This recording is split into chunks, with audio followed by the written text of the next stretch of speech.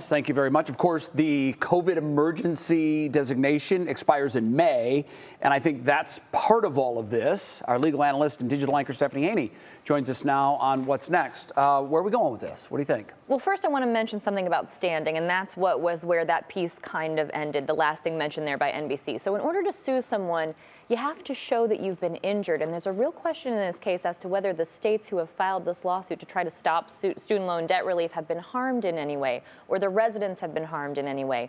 It is very hard to challenge a government action that helps a group.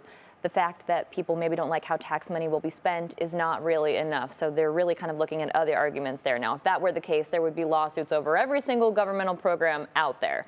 Now, with that in mind, let's see what our 3 News viewers are saying about this case. It was our question of the day today. So we asked, how do you want the student loan debt relief case to turn out? And if we go to one of our first responses, Jason doesn't want the debt relief to go forward. He says, you borrowed it, you pay it back. Simple as that for Jason.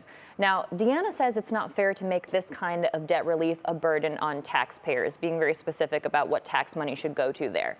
Now, if we look at our other question responses that we have, Sandra points out that the U.S. has bailed out banks and car companies, and members of Congress get raises and taxes get cut for wealthy people, and is asking, why would we want our young people to be in debt? That's Sandra's question.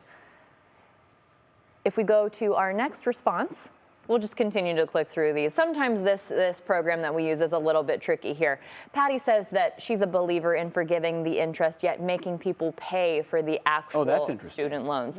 This has definitely been an issue that's been brought up. Now, if we go to our What's New Facebook group, we have a response from Paula. We have lots of personal stories coming in from people. Paula said that her student loans were forgiven in the early 80s when she started teaching in public school, and she would love to see that opportunity be given to young people here today. So again, lots of passionate thoughts on this on both sides of it, and we did really see a lot of those personal stories. So if you're not in our 3 What's New Facebook group, you should take a look at it and see what people are saying. One of the things that I didn't see there, but I've heard a lot of folks say, particularly those that have just finished college and they paid for their own college, or they just finished paying off loans. Well, what about mine? Why won't mine be forgiven? So it really does open an interesting can of folks from all walks saying, I chose not to send my kids to college because I didn't have the money. Now turns out I could have sent them after all on the government's dime. So it's got a lot of eyes on this. When will we know? Well, you know, they always have their timetable for when the decisions will come out. It could be months and months before we get a decision on this. And one thing that I will say about people who saying they did pay off their loans, there are some people who paid them off during the pandemic. If you made payments during that pandemic pause, you can get a refund for those payments. So there is some relief there for people who feel like they might not necessarily be a part of this. But as you said, Jay, you know, as we've talked about many times, Betsy, lots of moving parts to this. Yeah, sure. A lot of eyes on it, too. Definitely. Thanks so much, Stephanie.